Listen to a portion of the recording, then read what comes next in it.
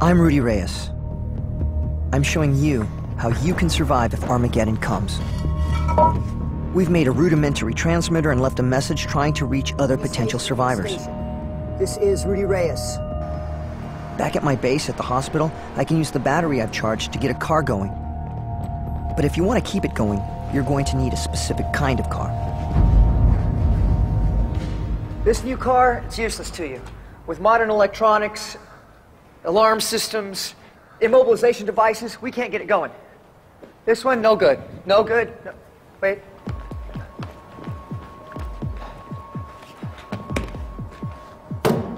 This old girl's gonna work for us. It's got something different than all the other cars do.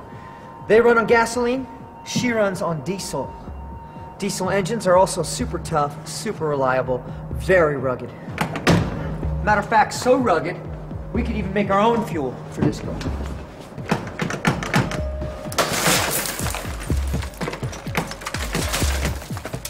You got the battery in. Let's see if we can hotwire this baby. All right, we cut these two wires. We also have to cut the brown one. Brown one is the starter. Now we could try to work this from the other side in the engine, but you want to be as low profile as possible all the time. Expose them just a little bit more. Twist them together. And that's the sound of the power coming on. So we are just one step away from getting this girl up and running. Last but not least, stripping away this starter wire here. Touch them together. You hear that? We got wheels. You got a quarter tank of gas, and it's not gonna last you long. But I know where you can get more.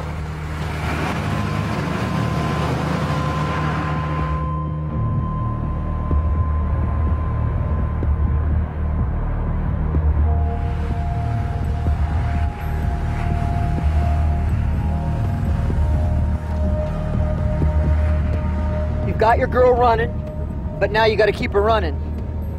You have no gas stations you can go to, so you're gonna have to look for your own fuel or make your own fuel.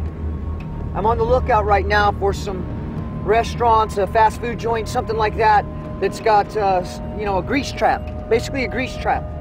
From that grease trap, we can refine that down to some really field expedient fuel to keep your vehicle running.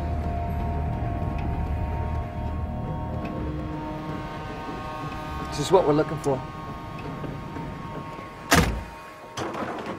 Extracting filthy grease from this trap isn't everyone's idea of a good time, but this stuff is going to be like gold to you. All right, let's get into it. Let's see. I want to try to scrape off the top of this white muck and get that kind of clean looking, well, I mean relatively clean looking oil here. Yeah! This is the good stuff right here. No debris, it's pretty clear. This is what you want. You could use the grease in your engine as it is, but it would soon clog if you allowed it to cool.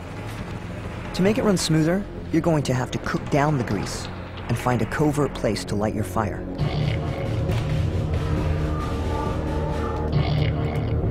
The grease needs heating to thin it out. Once it's hot enough, skim off any solid material on the surface. To finish the process, you're going to need two chemicals that you can scavenge easily. They're found in drain cleaners you'd have under your sink and in your vehicle's antifreeze. We've got our methanol, and we've got our lye. The methanol in antifreeze that you put in your gas tank, and then the lye you get in your basic household drain cleaner.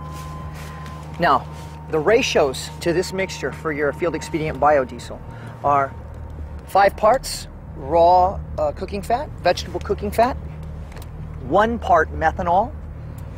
On this 1 part of methanol, you're going to take half a tablespoon in the methanol, shake it up real good. If you were in a laboratory condition, then we'd have centrifuge or something like that so that the mixture would be perfect, all impurities would be out. Same thing with the raw material up here. but we don't have the luxury of time or equipment. What's most important is that we create fuel. Fuel is so valuable to us. Vehicles, they're going to get mucked up with this, this concoction, but they're going to run. They may run 50 miles, they may run 100 miles, 200 miles. But the fuel is more important than the vehicle. We can find these anywhere. Down the hatch. All right, half a tablespoon coming up. Like baking a cake, you just kind of guesstimate with a little bit of love. Looks good to me.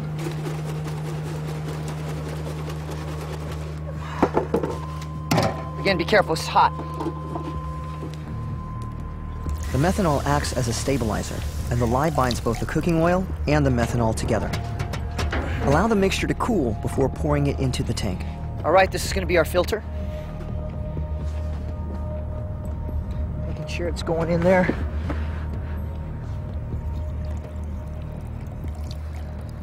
About the most precious thing we have out here. We've got a full tank of gas. We're good for 100 miles, at least.